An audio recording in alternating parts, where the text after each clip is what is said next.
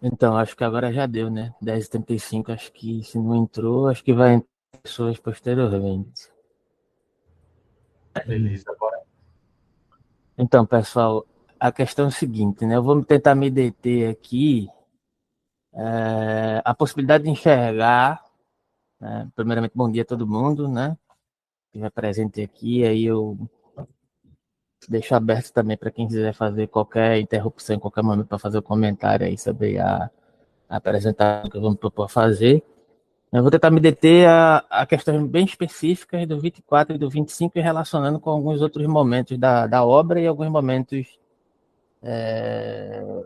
e outras obras do Nietzsche que podem tentar ajudar a gente a pensar esse contexto aqui, né? E na minha interpretação é bem paradigmático e remete a questões bem amplas da filosofia de Nietzsche, né? Que é, por exemplo, né? De certa forma, o Nietzsche começa raciocinando, né? Sobre a questão, sobre o estabelecimento dos ideais, né? Será que, de certa forma, o que Nietzsche se propõe, de modo geral, o que ele vem desenvolvendo, né? Seria. Peraí, vai entrar uma pessoa aqui, eu tô sem o Matheus. Bom dia, Roberto, Matheus. caso Pode falar. para, se for que tu Ah, tiver, eu vou te dar a administração. É pronto, melhor, né? facilita. Peraí, deixa eu ver aqui como é que faz. Putz, agora parece que não tá aparecendo a função. Ah, não, é mais. Peraí, rapidinho. Mais opções.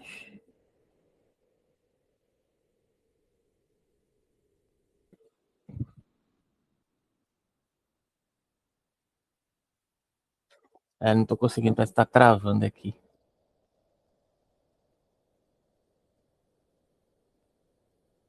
Não tá indo.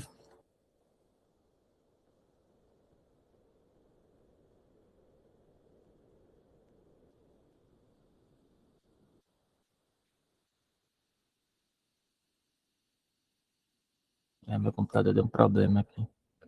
Enfim, não tá indo. Qualquer coisa eu libero e se eu conseguir depois eu faço isso, né?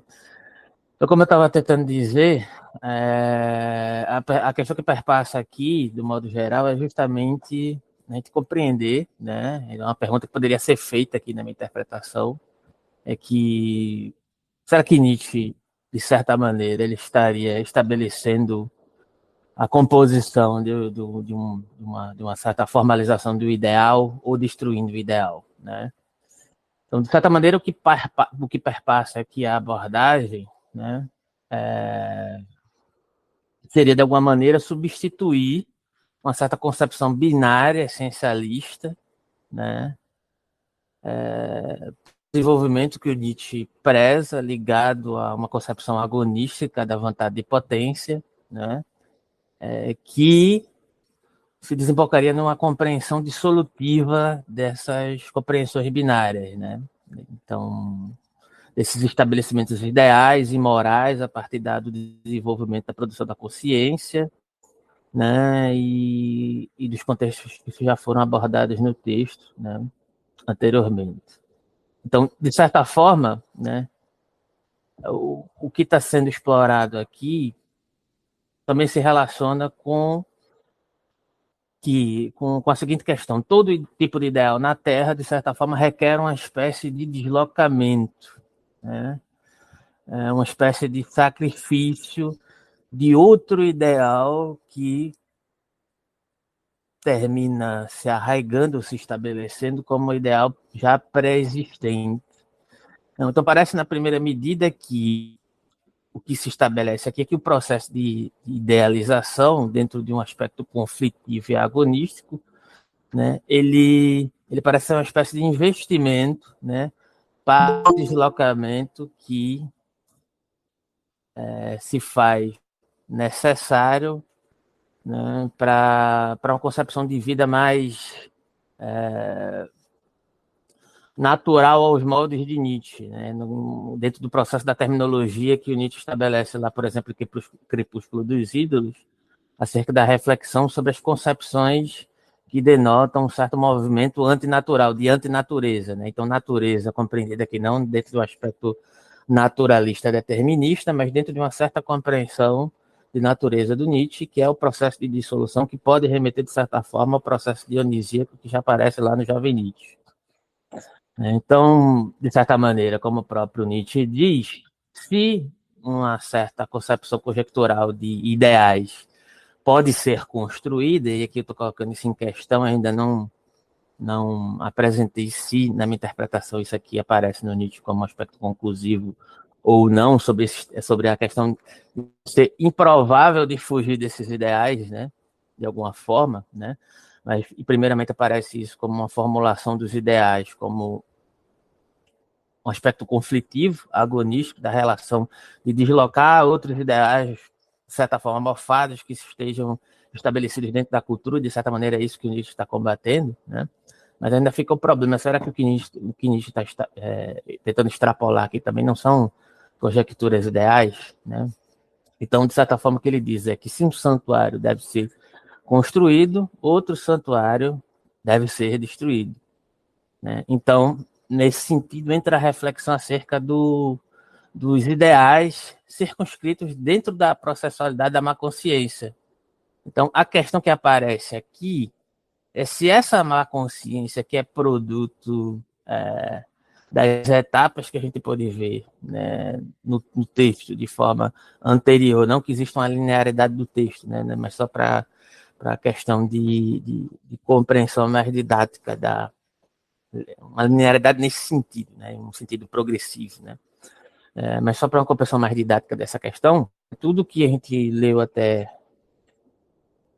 aqui, né, nos trouxe a reflexão acerca da má consciência. Então, será que a má consciência, de certa maneira, ela pode ser superada? Né? Então, de certa forma, a modernidade, como a gente compreende, herda, de certa maneira, uma longa história da má consciência em sua guerra civil contra essa certa concepção da natureza, né? Dentro dos termos que eu tentei postular aqui anteriormente, né? Dentro da discussão do Nietzsche sobre certos movimentos antinaturais que englobam a ciência, a filosofia, certos moldes artísticos, né? E vai ter uma série de indicações, se eu não me engano, no final do prólogo, né, sobre tipos de má consciência que se relacionam nos mais diferentes âmbitos, né, como ligados à perspectiva do artista e etc. Isso a gente vem colocando e postulando durante toda a obra. Então, de certa forma, essa herança dentro desse produto da modernidade no qual o Nietzsche está inserido se torna tão comum, né, que a nossa compreensão, e quando eu digo compreensão aqui, não estou dizendo exclusivamente a compreensão racional ou projetada dentro de uma estratificação do que seja uma possibilidade de compreensão consciente, né, mas também uma certa forma de ocorrer dos organismos, dos corpos, das relações, né? Existe uma compreensão, existe uma inserção entrelaçada, né, de se produzir vida ligada à modernidade com essa má consciência. Então, contra a força dessa projeção, dessa construção, Nietzsche diz que, de certa forma, poderíamos tentar verificar um experimento reverso que poderia talvez ser possível em princípio. E esse experimento poderia envolver esse próprio diagnóstico da má consciência com essas inclinações não naturais ou antinaturais, que foi o termo que eu utilizei anteriormente, acerca da questão dos ideais tradicionais, que são hostis à vida, vou chamar aqui de vida saudável, porque fica mais interessante do que natural, porque fica parecendo que Nietzsche é um naturalista, apesar de ter explicado, mas eu vou utilizar esse termo a partir de agora, né? Como eu compreendo isso. Então, de certa forma, aparece uma questão aqui, né? Isso não aparece tão claramente no texto, pelo menos nesses dois trechos aqui, mas há indicações, eu vou tentar justificar essa minha impressão posteriormente, né? Então, se essas inclinações que são concebidas como antinaturais derivam da má consciência, né, parece haver na postulação da própria má consciência, e aqui aparece um elemento interessante que vai ser desdobrado na questão dos ideais ascéticos na terceira dissertação, e é justamente que envolve também a questão do sacerdote ascético, que aparece durante a segunda dissertação em alguns aspectos, e até mesmo na primeira já aparecem alguns indícios disso, né?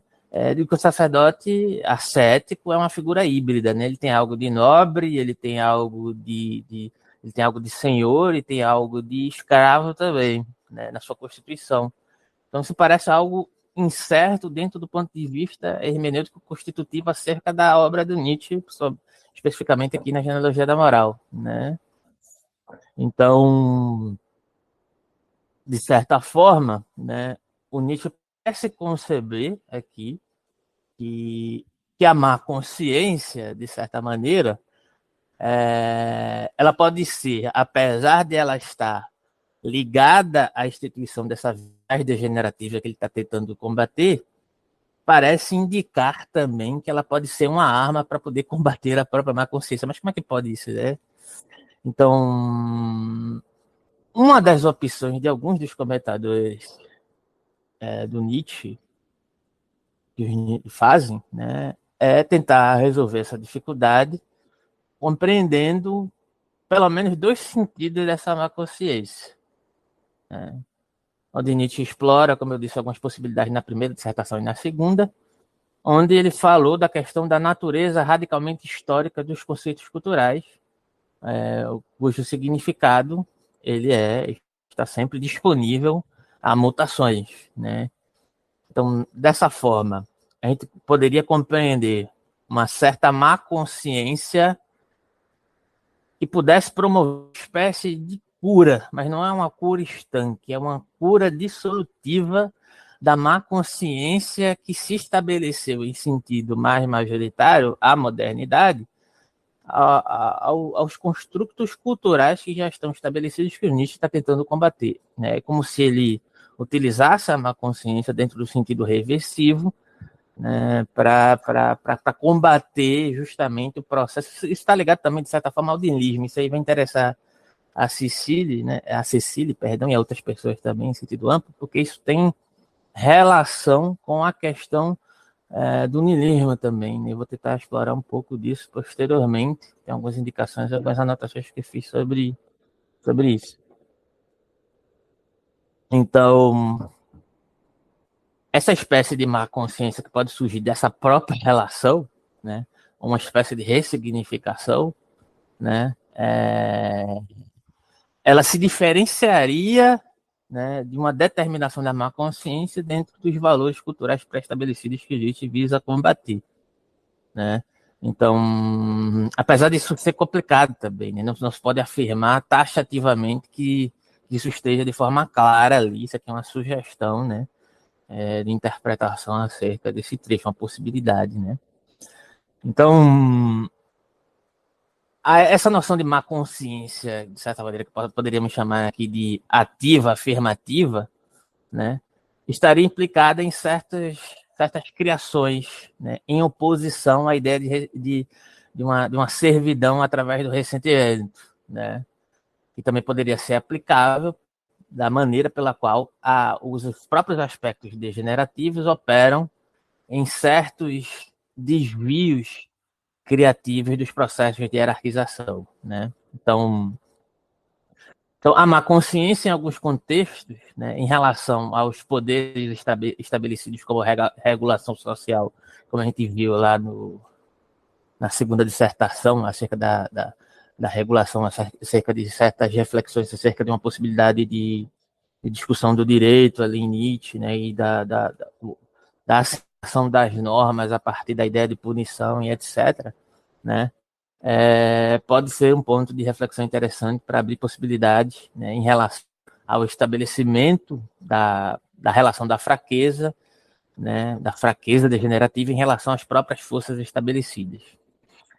Então, de certa forma, a má consciência seria uma espécie de manifestação de uma certa incapacidade de responder à altura, mediante certas violações, acerca de certas normativas já pré-existentes, né? E aí desenvolveria justamente a forma reativa do escravo de se subterfugiar né, e transvalorar, de certa maneira, dentro da sua dimensão, mas sem criar valores, mas promovendo uma inversão, né, desses valores. Então, dentro da própria 94, né, Nietzsche diz que, como a gente já viu, todo ideal surge às custas de um ideal já existente. Então, desenvolve um sentido reativo aqui a partir dessa lei de raciocínio. Então, o que em parte envolve, né, o quanto essa produção de consciência pode ser desestabilizada em certos processos imersivos ligados a essas discussões. Então, tem uma passagem que pode servir de aporte para isso que está sendo postulado aqui, que está em Para Além do Bem e Mal, 212, né? Que pode servir como reflexão, no qual Nietzsche diz assim: cada vez mais quer me parecer que o filósofo, sendo por necessidade um homem do amanhã e depois de amanhã, e essa reflexão está presente aqui também, né, nesse homem que está por vir e etc., que é um ponto a ser discutido posteriormente, sempre se achou, continuando na leitura, né, e teve de se achar em contradição com o seu hoje. Seu inimigo sempre foi o ideal de hoje. Até agora, todos esses extraordinários promovedores do homem, a que se denomina filósofos e que raramente viram a si mesmos como amigos da sabedoria, antes como desagradáveis, tolos e perigosos pontos de interrogação, encontraram sua tarefa, sua dura, indesejada e inescapável tarefa. Mas, afinal, também a grandeza de sua tarefa em ser a má consciência do seu tempo. E aqui, de certa forma, isso justificaria a interpretação que a má consciência ela se ressignificaria como sugestão dentro do processo desses trechos aqui como remédio para a própria má consciência dentro do sentido reativo. Então, isso engloba também a questão da discussão acerca do amor fati como afirmação das totalidades em sentido amplo, só que eu não vou entrar no detalhamento da questão do amor fati aqui agora, mas só como sugestão, né, a afirmação dos próprios sofrimentos e ressignificação deles, né, mas isso não é um processo meramente abstrato, não é um processo meramente conceitual, né? Mas assim, só para deixar isso em vista, porque acho que é uma possibilidade interessante de ser explorada. Então,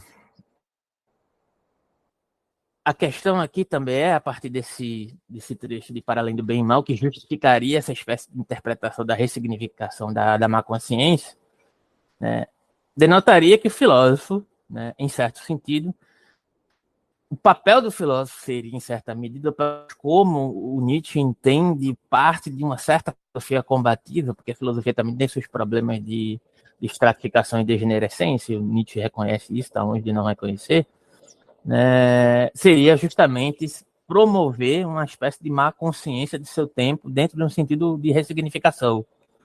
Então, poderíamos dizer que a má consciência, né, isso seria justificado a partir dessa duplicação do sentido de má consciência aqui nesse trecho mais específico, né, dentro de um sentido de negação da vida e dentro de um sentido não necessariamente afirmativo, mas dentro de um sentido inexorável de um processo que eu vou chamar aqui de unilateralização dessa má consciência, né, que pode servir a um processo de solução, mas depende de como você investe, como você consegue se organizar organicamente referente a essa má consciência, se de forma potente ou se de forma degenerativa, continuando preso ao primeiro sentido de má consciência.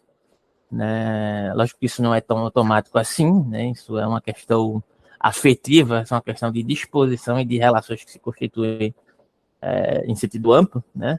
Mas o Nietzsche me parece conceber que sem isso, sem essa possibilidade de enfrentar a própria má consciência, não se pode conceber a má consciência em um sentido que pode remeter a processos afirmativos, né? Então, isso é uma espécie também de apelo à afirmação da própria vida em sua não totalidade, mas em suas formas de apresentação que nos afetem, né? Então, de certa forma, aqui envolve inclusive Zaratustra, que ele vai citar lá no 25, né?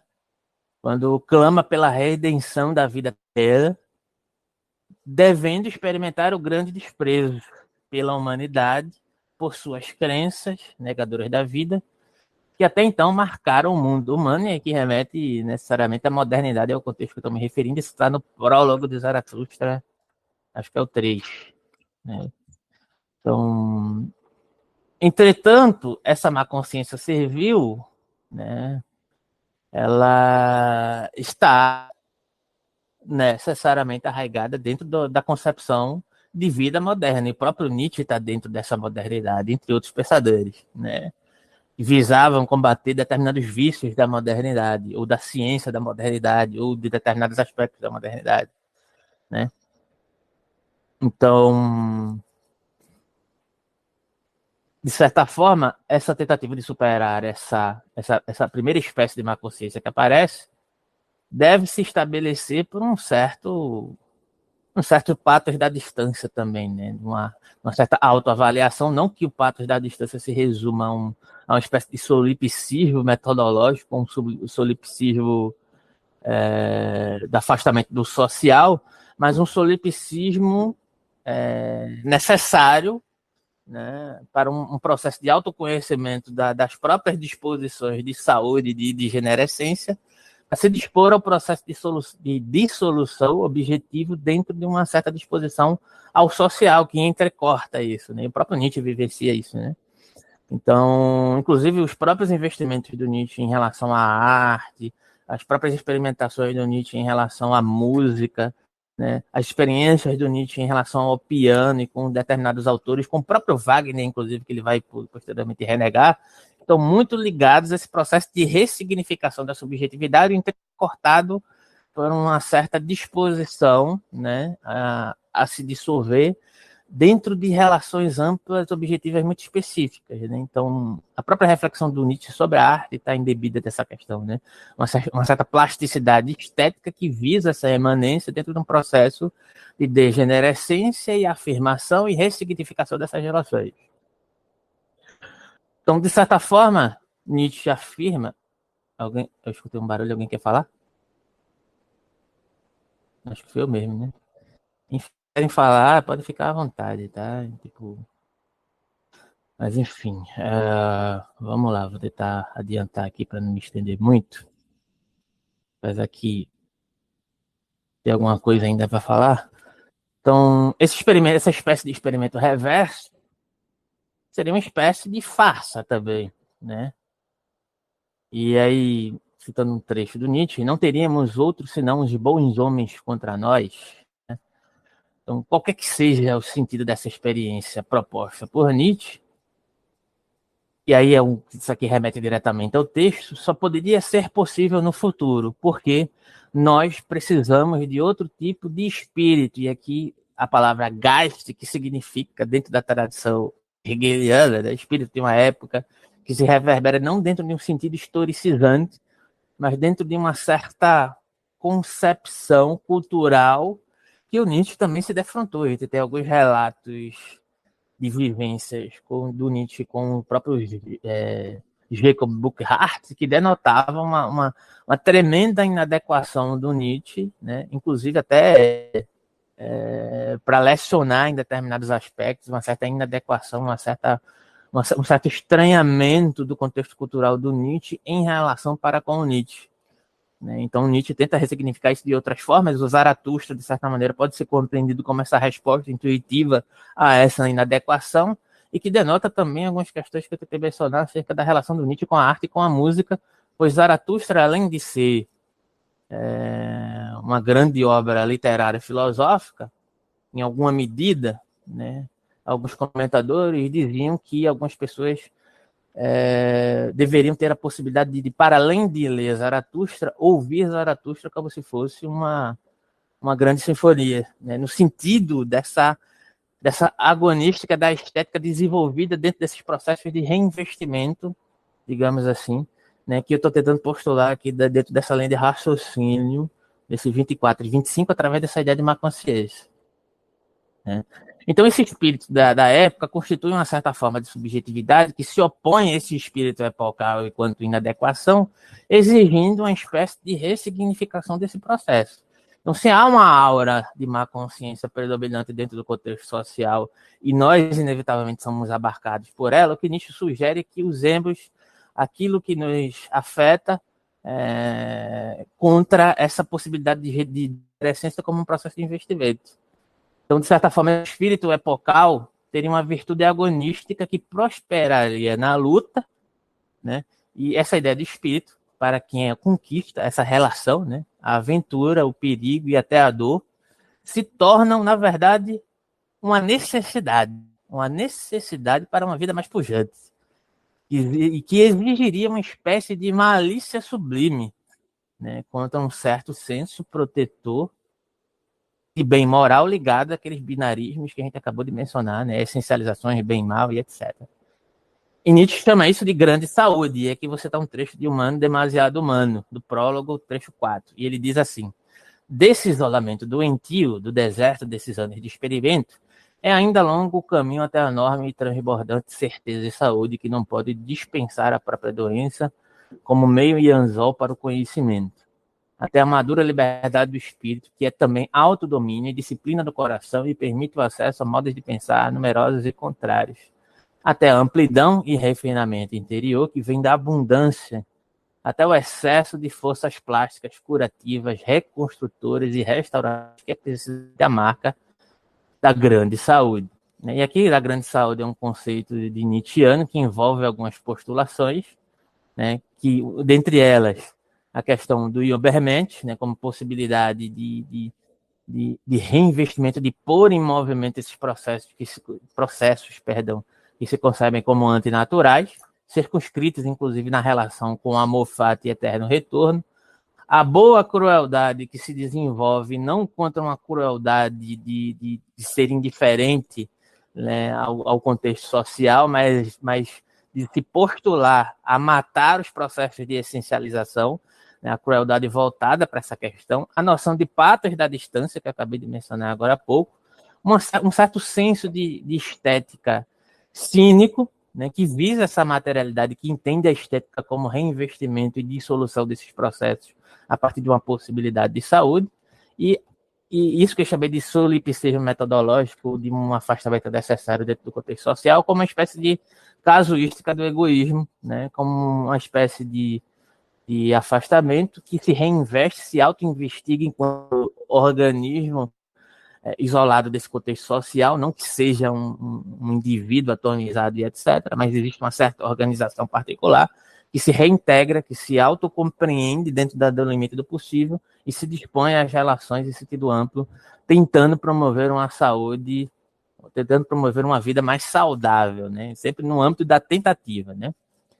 Então, de certa forma, esse tal espírito que se relaciona ao Nietzsche aqui, e aí citando o próprio Nietzsche diz, o homem redentor de grande amor e desprezo, né, que está em Zaratustra, no trecho 3, parte 5, que mostram sim a vida inequívoco e não que requer, na verdade, um não desdenhoso à tradição que nega a vida. Né? Então, o que é necessário seria denotar uma relação que possibilitasse o erigir de um certo espírito criativo que possa renunciar ao fora, ao além da vida, ela mesma, ou dentro daquela compreensão de vida natural, e dentro de um sentido dinâmico de como a gente compreende a vida, circunscrita dentro do processo de devida e diferenciação, né? Que esteja completamente imerso, né, nessa processualidade, né, e que possa resgatar dessa espécie de maldição lançada pelo esse antigo ideal moderno, cristão e etc. e afim, né? Então, isso denotaria, inclusive, a questão sobre a morte de Deus, de certa forma, né? Então, citando Nietzsche, este homem do futuro, e aí do próprio texto, né, nos redimirá não só do antigo ideal, mas também do que ele deveria nascer, da grande náusea, da vontade de nada, do niilismo. Tal humano do futuro devolverá à Terra meta e à humanidade sua esperança. Né? Então, de certa forma, o que Nietzsche é que esse anticristo, esse antinihilista, que venceu Deus e o nada, deve vir um dia. Né? Então, ao final, né, destas reflexões, Nietzsche acredita que essas construções tradicionais são formas implícitas de niilismo, né? Porque no mundo da vida e a negação das crenças tradicionais sem reavaliação também seria uma espécie de niilismo explícito. Porque a questão não é só negar, e aí volta a questão do Schopenhauer lá na primeira dissertação, e porque ele se afasta de Schopenhauer e de Wagner também. Tem essas relações circunscritas aqui, né? Então, para Nietzsche, o niilismo seria apenas um estágio inevitável de transição que superaria a tradição e que abre espaço para algo novo.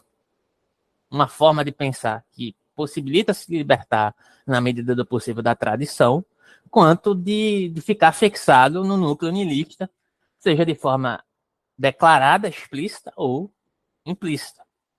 Então, aqueles que forem capazes de demandar essa tarefa vão realizar uma espécie de redenção do mundo da vida que vai superar tanto Deus quanto o nada.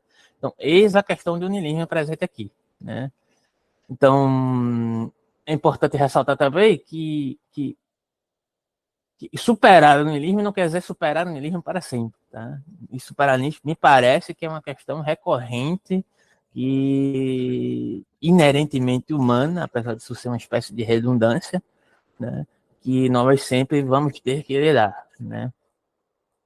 E nem mesmo uma atitude otimista, né? Como se fosse um processo de autoajuda e basta fazer isso, se reinserir num processo de saudável, porque não é dessa forma que a gente deve compreender Nietzsche dentro dessa lógica aqui. Isso é um processo árduo, que se sente na carne e que é muito mais fácil falar do que se inserir nele, né? Apesar de não ser fácil falar também. Então, a afirmação da vida poderia ser compreendida dentro de uma égide de uma certa chave trágica, se você remeter ali ao Nietzsche mais jovem, né? Então, a possibilidade do niilismo é algo que deve ser enfrentado em certos termos, existencialmente, para que uma afirmação da vida não seja uma mera esquiva de certas possibilidades de tragicidade, porque isso é inevitável, né?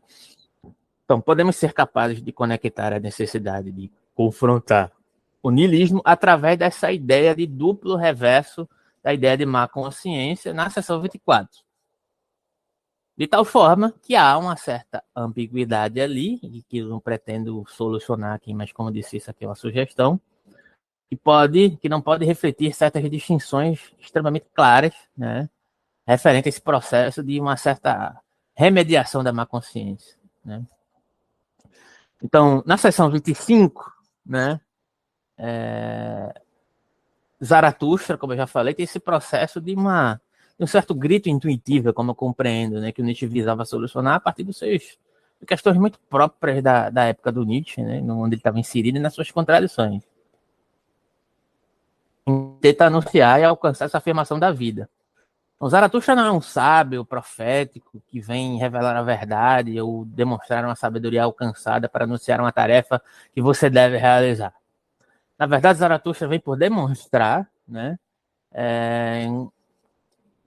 como ele mesmo deve passar pela tarefa de experimentar toda a extensão de todas as suas limitações e dificuldades, né? Então, o texto de Zaratustra pode ser compreendido como uma própria experiência do niilismo dentro das aventuras, entre aspas, de Zaratustra, né? Ali, naquela narrativa, né? E a vida, de certa maneira, é a recorrência eterna desse tipo entre aspas, testes para uma possibilidade de continuar afirmando a vida, mesmo mediante todas as dificuldades, né? Então, mediante certos ciclos infinitos que se repetem mediante uma certa processualidade de sofrimento. Então, Zaratustra percebe, segundo essa interpretação, que dita a eterna repetição daquilo que ele mais despreza, né? O próprio niilismo, talvez, né? Ou ainda o ser humano fraco e seu caráter negador da vida, né? O eterno retorno da degenerescência que está contido na própria vontade de potência, inclusive, tá? Então, esse tipo de desespero proveniente do niilismo é inevitável, porém, deve ser experimentado se a própria vida deve ser verdadeiramente abraçada. Isso aqui é citação de Zaratustra segundo o trecho 19. Em Et Homo, Nietzsche também remete a Zaratustra, né? Ele identifica-se com essa tarefa de Zaratustra, Et Homo 3, né? Remetendo a Zaratustra 8. E o Nietzsche, como a gente sabe, nas cartas, principalmente nas cartas mais próximas à sua morte, né? O próximo à sua morte de consciência, entre aspas, né? Ele escreve sobre essa impossibilidade de escapar dessa decadência, né? E de um certo pessimismo, né? E isso aparece também em Et Homo. E que essa experiência, e que esse tipo de experiência é inevitável e necessária para demandar a utilização reversa do niilismo, né? Uma vez que, para o próprio Nietzsche, tudo isso é uma mistura de efeitos de entrecruzamento improvável de se inserir de maneira afastada, que não podem ser separadas de maneiras binárias. E aí talvez a questão do próprio texto do Nietzsche não delimitar isso de forma extremamente clara, né? Então, de certa forma, somos completamente moldados pelo legado da má consciência da modernidade e não conseguimos nos livrar disso, né? Então, se houver a possibilidade de alterar esse legado na direção da afirmação da vida, isso envolve um certo autorreconhecimento interno, que precisa da ideia de passo da distância, e as questões que eu tentei postular agora há pouco, né? Então, de certa forma, a gente só pode compreender essa potencialidade se a tensão entre como o Nietzsche compreende a vida e a cultura como se estabelece for reconhecida como uma tensão inequívoca que gera uma certa espécie de unilateralização ou uma espécie de alienação também, né? E essa unilateralização dos modos de vida pode ser experimentada, né, como uma possibilidade de disrupção, né, para uma vida criativa ou criadora de valores. Então, esse potencial de uma utilização reversa dessa má consciência pode ser o que Nietzsche alude na seção 16 também, que descreve a má consciência como uma possibilidade enxertada de futuro, cujo fim ainda não está à vista e como uma certa grande promessa, né? Então aqui tem uma questão importante. Então, essa narrativa supostamente histórica, né, liga, de certa forma, a questão da própria morte de Deus, mas a questão do sentido da vida é uma preocupação central para Nietzsche, né, como filósofo, embora, de certa forma, ele se volte contra a tradição europeia, né, acusando de destruir o significado da vida no sentido afirmativo e amplo, né, da vida saudável, né? Então, de certa forma, a morte de Deus, que é a figura central dessa tradição, e a crise que se segue podem fornecer o reconhecimento mais nítido da questão do significado da vida, né? Precisamente por conta de uma postura polarizada da tradição em relação àquilo que se compreende como vida, né? Então, por conta dessa questão, dessa dicotomia, desse binarismo produzido, né, e o declínio da ideia de Deus no mundo moderno, isso pode fornecer justamente uma compreensão mais aproximada daquilo que a gente visa demandar e combater. Então, os limites do significado da vida humana são intrínsecos a essa vida finita. Portanto, nenhuma avaliação honesta da vida pode selar ou ocultar uma eminente falta de sentido na condição humana que está ligada ao problema do niilismo, né? Então, a cultura trágica grega, de certa forma, estava atenta a isso, por isso que a gente remete tantas vezes, ou algumas vezes, essa questão da cultura trágica grega, né, visando uma possibilidade de não se render, pelo menos majoritariamente, ao pessimismo, né?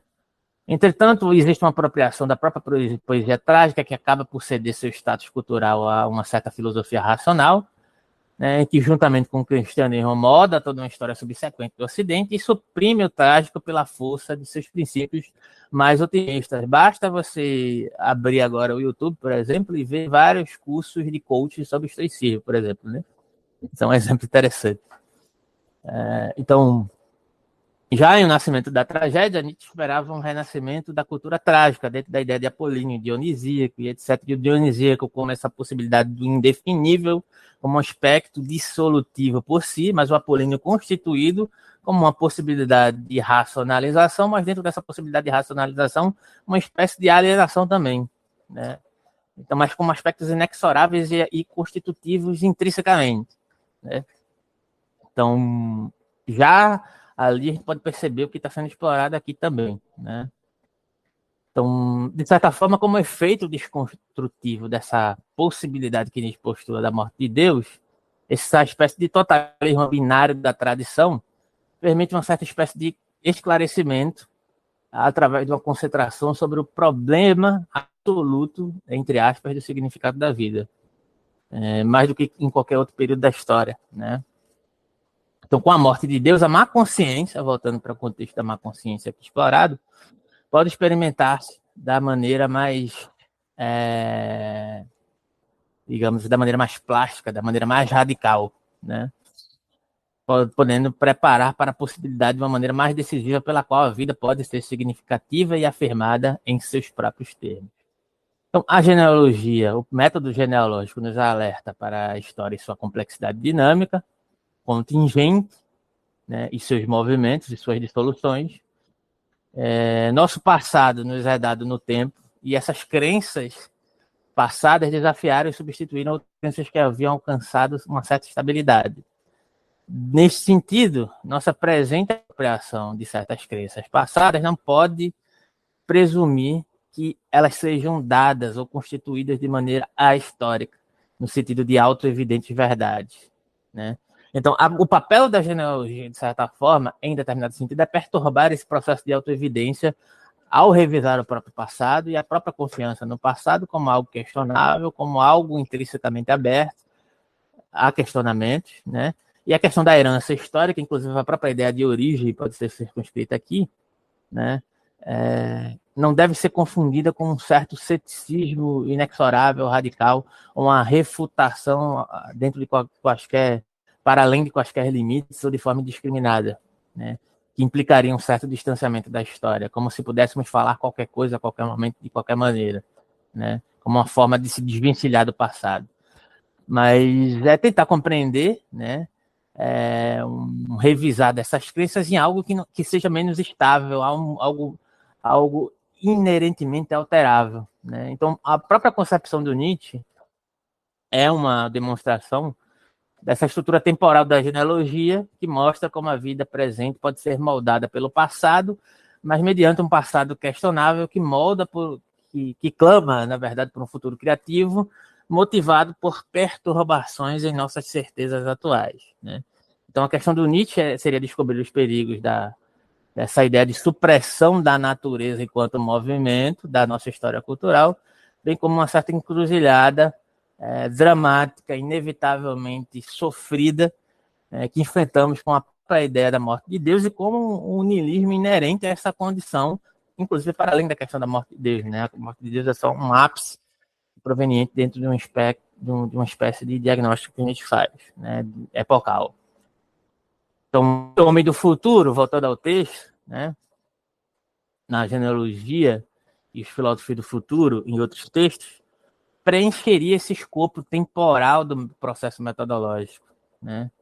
Entretanto, isso não fica muito claro ali no texto também, né? A gente poderia interpretar como esse tipo específico que o Nietzsche está aclamando, que vai entregar um certo movimento, que vai colocar em movimento essa espécie de torpor que nos abarcou a partir da modernidade e de uma certa espécie de má consciência que não consegue ser ressignificada, né?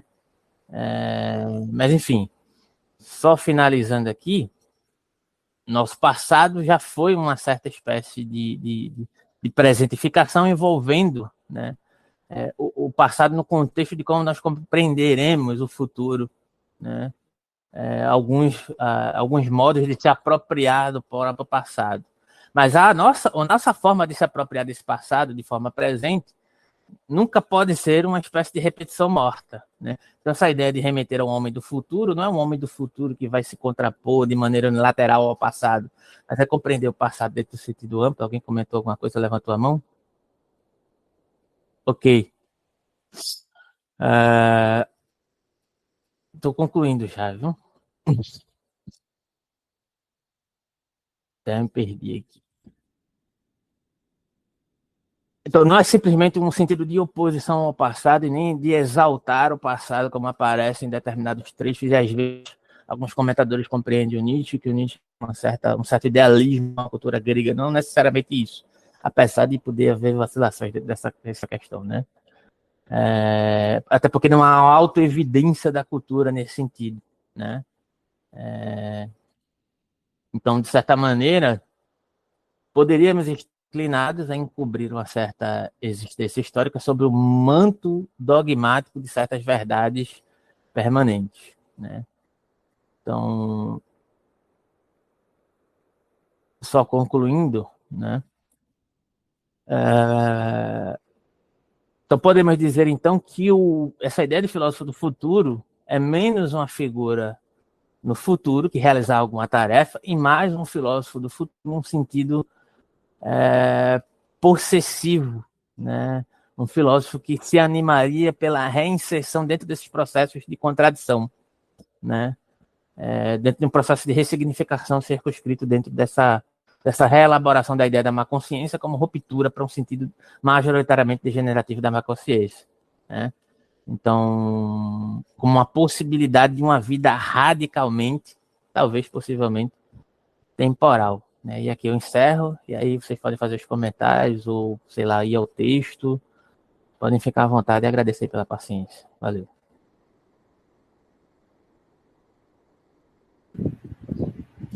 Bem, obrigado, Alberto.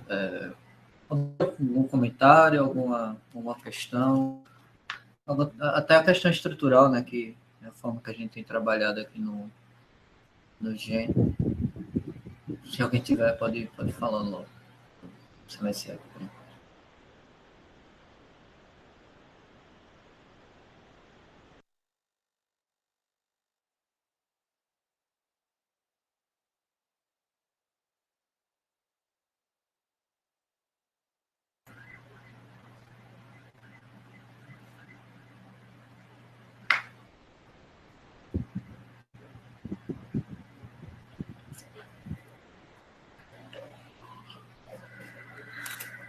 Tá.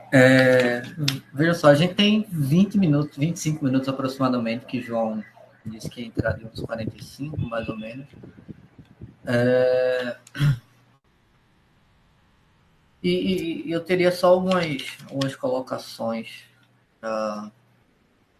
para fazer, nada de muito amplo, até porque a apresentação foi bem extensa, mas talvez seja interessante a gente ir no texto e tentar achar os momentos estruturais, né, que o Alberto falou algumas questões, mas, enfim, aí eu não lembro, a apresentação foi um pouco longa, se ele falou a tese e coisas afins.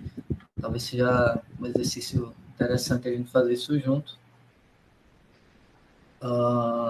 visando, né, esse debate, esse tipo de exercício do grupo, né, de uma forma geral.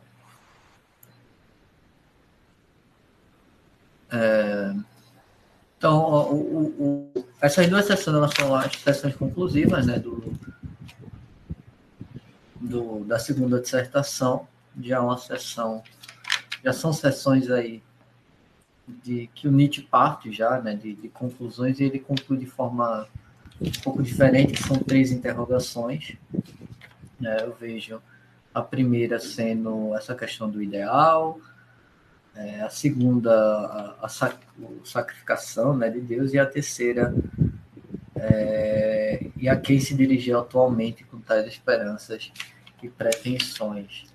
Eu concordo bastante com o Alberto sobre essa questão de Nietzsche não ser um idealista, né, do futuro, não ser, nos próprios termos dele, uma seta, tanto que ele se cala aqui, eu acho que é a segunda vez que ele vai se silenciar na genealogia da moral, né, essa seção 25, se não falha a memória, ele de se silenciar também em algum assunto da primeira dissertação, não vou lembrar exatamente onde agora. Mas é uma sessão bem ampla, e como o Alberto bem colocou no começo, é uma sessão que dialoga bastante com diversos temas, né, da filosofia de Nietzsche. Tem o tema da grande saúde, tem a questão do Übermensch, de forma velada aqui, a vontade de potência, a questão de saúde do Ace, enfim, uma sessão bem ampla nesse sentido. Mas eu não sei se vocês concordam que o ponto central dessa questão, né, pelo menos para mim, dois pontos centrais desse texto, que seria a questão da destruição de um santuário para a construção de um outro, ou seja, é necessário destruir, né, esses valores ocidentais para formar novos valores. Visando, aí ele usa, né, o termo inatural e natural, né, questão de natureza aqui, enfim, a discussão sobre o naturalismo foi pincelada aqui, né, mas enfim, é uma questão gigantesca, não seria o caso da gente entrar agora, mas valores que afirmam a vida, e eu acho que a tese, a questão central desse texto está justamente no trecho, pouco quase no meio, na verdade, da sessão, e eu falo da sessão 24, que é: para aquele fim seria preciso uma outra espécie de espíritos diferente daqueles prováveis nesse tempo, espíritos fortalecidos por guerra e vitória, para os quais a conquista, o perigo e a dor se tornaram até mesmo necessidade. Seria preciso estar acostumado ao ar cortante das alturas, às caminhadas invernais, ao gelo, aos cumes, em todo sentido. E só um parênteses, esse gelo e cume em todo sentido aqui me lembra muito a figura que ele vai falar na primeira sessão lá do Anticristo, né, o hiperbóreo. Enfim, não sei se é proposital essa ligação, mas lembrou-me bastante quanto o Alberto apresentava. Seria preciso mesmo uma espécie sublime de maldade, uma última securíssima petulância do conhecimento própria da grande saúde. Seria preciso, em suma, infelizmente, essa mesma grande saúde.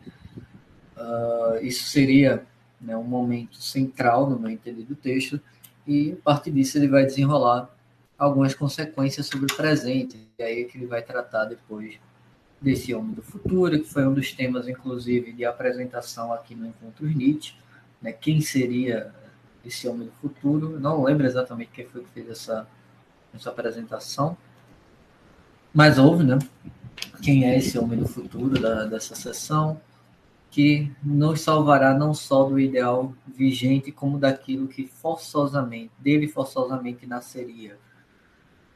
O ideal ascético, as suas consequências, no meu entender, não só fisiológicas, mas também culturais, de uma forma bem geral. Tá? Do grande nojo, da vontade de nada, do niilismo, esse toque de sino do meio-dia, né? Nietzsche usa muito a metáfora do meio-dia. Vide, por exemplo, capítulo 5 do Crepúsculo dos Ídolos. Da grande decisão, torna novamente livre a vontade, que devolve à terra sua finalidade, homem e esperança, esse anticristão e antinilista, esse vencedor de Deus e do nada, ele tem que vir um dia. E aí, novamente, né, eu tenho uma concordância com o Alberto, né, que essa questão, essa sessão 25 é muito Nietzsche dizendo: não me confundam, né, com o idealista que está prevendo essas coisas, né, até porque, e esse é um trecho que eu gosto muito do lado Zaratustra, essa questão do Übermensch, né, quando o equilibrista está na corda e diz que vai falar do Übermensch, né, ele não chega ao fim da corda, ou seja, ele anuncia, na verdade, que o homem é uma corda estendida entre o animal e o Übermensch, e ele cai da corda, ele não consegue chegar ao fim, né, ao outro lado, que seria justamente esse Übermensch, esse além do homem, e que não há necessariamente, não é uma necessidade dele aparecer, né? Não há essa necessidade. Eu vejo muito essa última frase do 24, ele tem que vir um dia muito como uma espécie de esperança, né? Uma esperança do Nietzsche quanto a essa presença do além do homem e tal. Né? Esse novo homem, essa nova humanidade, de uma forma geral.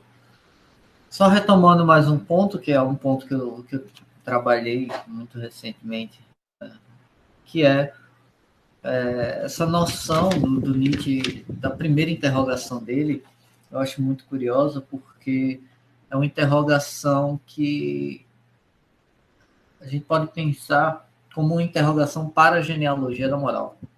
Uma vez que ele pergunta o que ocorre exatamente, você está erguendo ou demolindo o ideal. Quando ele pergunta isso, a gente pode perguntar qual a finalidade, né, dessa obra, qual a finalidade da genealogia da moral, que se insere no corpo nietzschiano justamente como essa retomada, né, da história, enfim, não só a história, mas uma genealogia do ideal ascético de uma forma muito ampla, né, os três temas, recentemente, uma consciência ideal ascético se coadunam, né, a relação entre esses temas e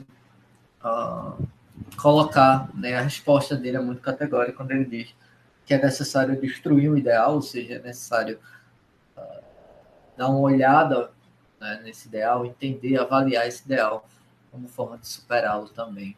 Né? Lembra muito ao que Charles coloca na transvaloração de valores, que entender o solo no qual os valores foram generados e suprimir esse solo. Né? Isso está no Extravagâncias, eu acho que é o artigo sobre a morte de Deus. Tá? Tem 15 minutos ainda de discussão, a gente pode fazer leitura de texto, a gente pode fazer um debate. Não sei se mais alguém quer falar, Felipe, Tiago, Cecília, Gabi, enfim. Sinta-se à vontade para trazer leituras e interpretações.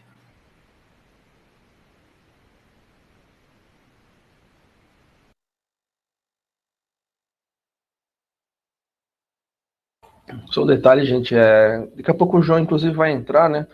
É interessante que aqui é a primeira vez na genealogia da moral que Nietzsche cita Zaratustra. Ele vai citar na terceira dissertação, mas aqui é a primeira vez que Nietzsche cita Zaratustra e, assim, além de ser o penúltimo, a penúltima sessão da segunda dissertação, parece-me que há um fechamento, não só por conta do lugar da sessão, mas sim pelo que ele coloca, né?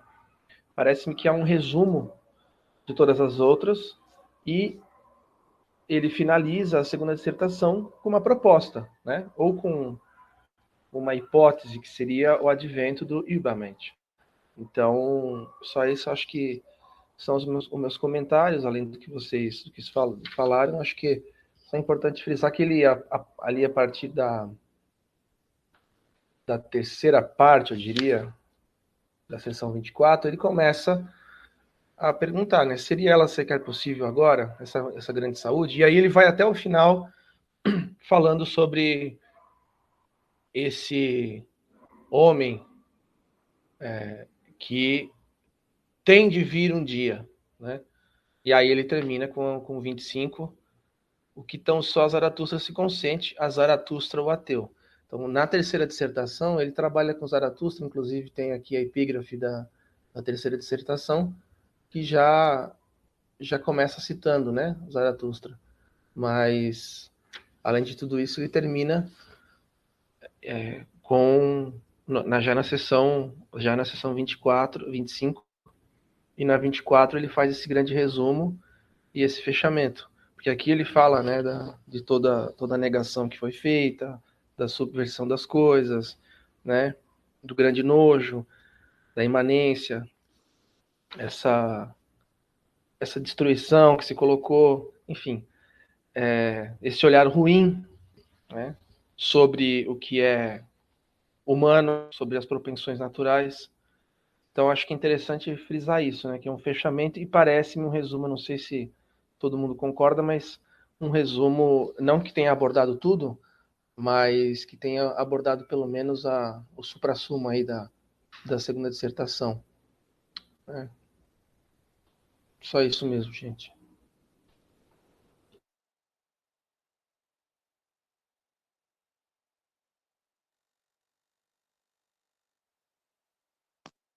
Bom dia.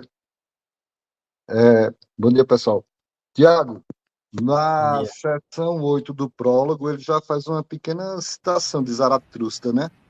Que ele faz aquela ressalva que ele diz que o livro, a Genealogia da Moral, se parecer incompreensível para alguém, ele cita que se lê antes Zaratustra, né? Para poder entender de onde é que ele tira essas ideias, né? Logo no início. Ah, sim, sim. Mas no interior Assim, a da... pequena citação, eu quis até fiquei assim, contido de falar, porque não é tão ampla como você falou aí, né? Só ele dando uma exemplificação de como ler a genealogia, já que é óbvio que é bom ter lido Zaratustra antes, né? Obrigado, era só isso mesmo. Não, é interessante porque, na verdade, no interior das sessões, né? No prólogo ele cita, estou procurando aqui, que tem a citação do Zaratustra, mas no interior das sessões, na primeira e da segunda dissertação, ela aparece a primeira vez lá, né? No final da segunda, na 25. Tanto que quando ele propõe na 24 esse advento, né? Do homem que terá que de vir um dia, ele não cita, né? O Zaratustra, e só vai citar no 25. Mas sim, no prólogo, de fato, tem no prólogo, mas ele não trabalha com a concepção do Zaratustra, assim, nomeadamente, né? Nas sessões da primeira e da segunda dissertação. Só no prólogo e depois ele retoma o 25, mas eu concordo, tem sim.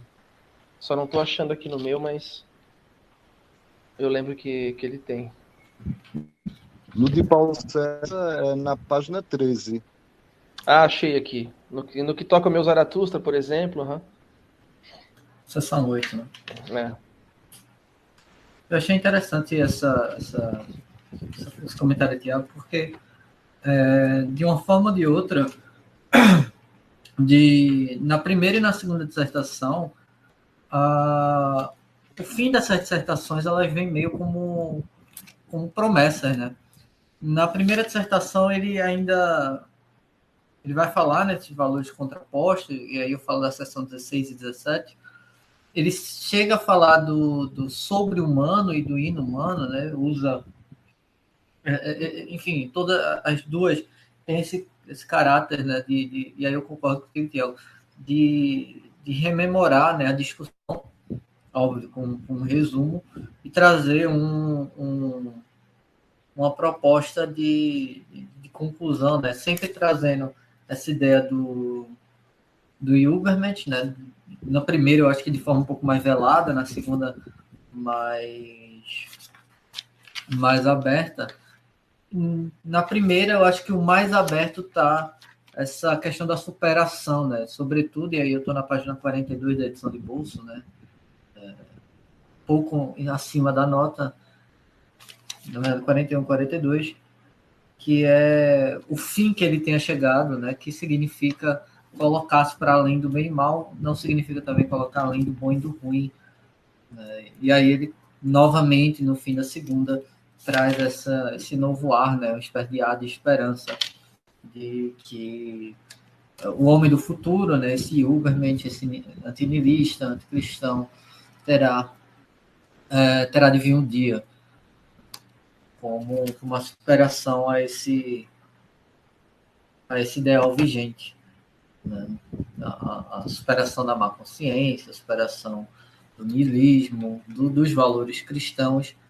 Mas e aí eu vejo, né, só um comentário em cima daquilo que o Alberto trouxe, acerca da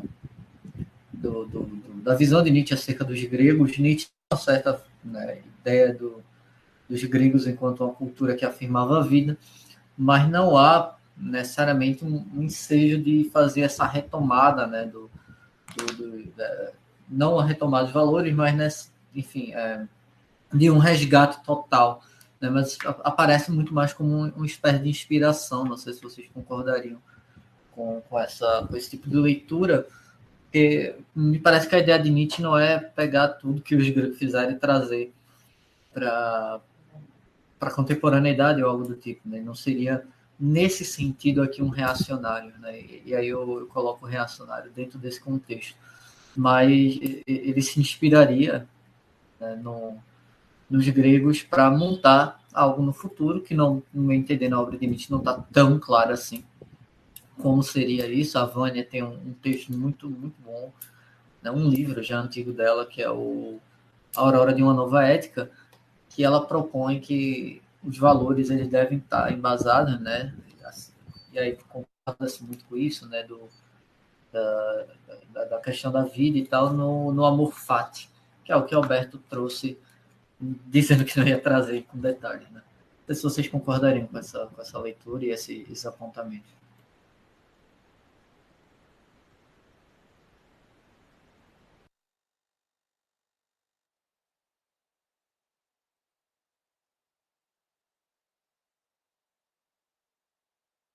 Ok, eu acho interessante, eu acho válido. Só que, já que foi mencionado algumas vezes aqui, alguma menção à questão do prólogo e a questão da própria metáfora do meio-dia, né? Acho que seria importante, talvez, pontuar algumas questões sobre como é que isso aparece, não só aqui nessa obra, mas em outras obras, né? Que também é uma terminologia que parece ser algo, talvez, meio aleatório ou que determine uma certa concepção mais estratificada, mas isso tem um certo significado no perpassar das obras do Nietzsche, que remete lá no próprio prefácio e retorna aqui também, né, como um ponto de retomada dessa questão, né? Então, essa metáfora do meio-dia, ela aparece em Assim Falou Zaratustra, sobre verdade e mentira do sentido desta moral, né, onde há certas indicações a respeito dessa metáfora, né, que lá indica um certo processo de uma espécie de criação artística, que de certa forma relaciona-se com o que eu tentei trazer aqui também, nesse ambiente estético, como possibilidade de superação do niilismo, o que aparece aqui como má consciência. Nos fragmentos póstumos também aparece essa questão de uma certa elaboração do próprio Zaratustra, né? Que há indicações da própria gênese metafórica, né? Que formam uma certa processualidade de linguagem ligada à crítica que o Nietzsche estabelece referente à própria linguagem nesse sentido, né? Em O Nascimento da Tragédia aparece algumas referências a essa questão da metáfora do meio-dia, né? E para aludir justamente aquilo que eu também trouxe acerca do Nascimento da Tragédia, da união entre Apolíneo e Dionisíaco, né, que confere origem ao mito trágico. E já em Zaratustra tem um deslocamento desse sentido em determinados aspectos para insinuar a questão do eterno retorno, que também apareceu aqui, de certa maneira, na reflexão conjuntural ligada à ideia de amor fati, porque se relaciona inevitavelmente, né, que alude a certas concepções do percurso do próprio personagem, desse percurso aí de inexorável sofrimento e reafirmação desse sofrimento, né, como figura presente nos ditirambos entoados pelo profeta, né? Então, o meio-dia em Nietzsche, né, apesar de diferentes concepções de sentido, aparecem aí ao longo da obra do autor, né, como poderíamos entender, né, em uma determinada forma aqui, para englobar essas concepções, como uma metáfora que alude à própria experiência de fascínio e de gozo nos instantes de maior potência de vida, de certa forma. Então, acho que é um elemento, talvez, não sei, né, estou aqui tentando perceber como isso pode aparecer na mentalidade de pessoas que veem essa questão. Pode ser algo possivelmente compreendido como corriqueiro, mas tem essa alusão, tem esse perpassar nas obras de Nietzsche. Só queria ressaltar esse ponto aqui, que eu acho que talvez seja importante, ou talvez seja relevante, mas eu quis falar. É isso.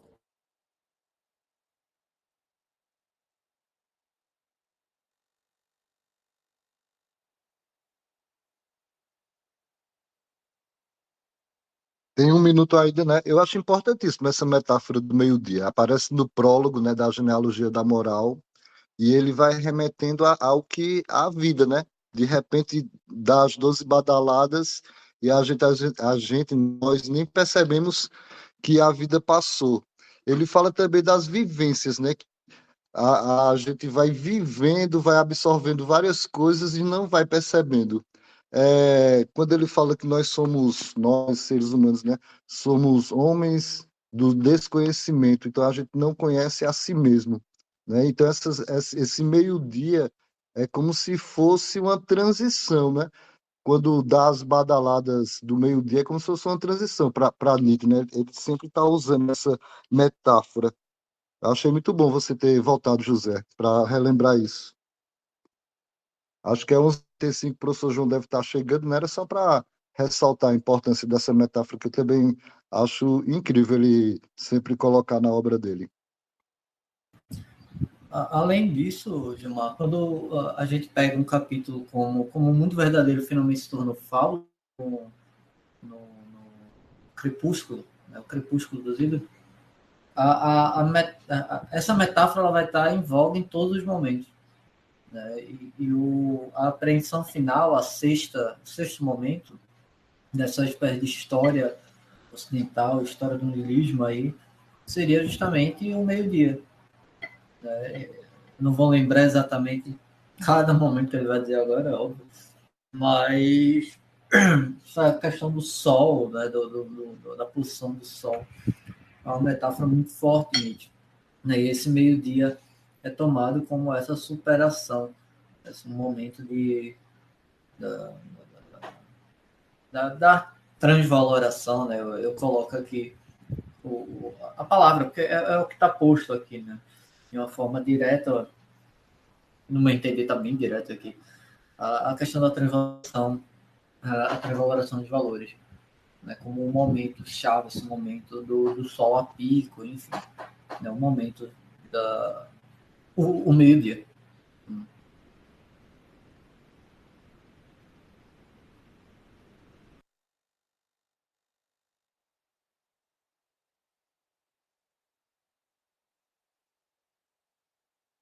Valeu, Leovan. Obrigado, perfeito.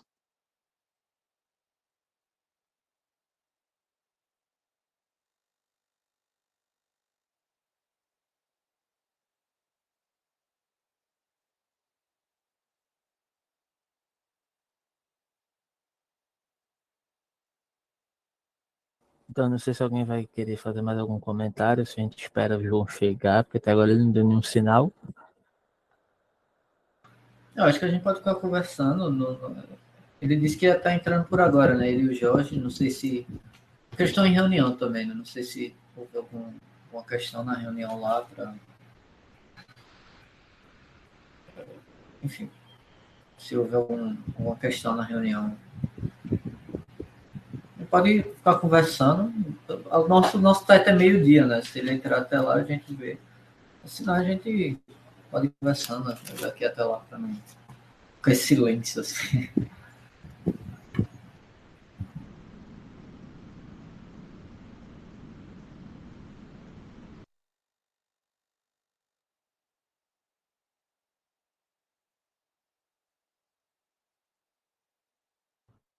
Leovan, como é que está a seleção do mestrado?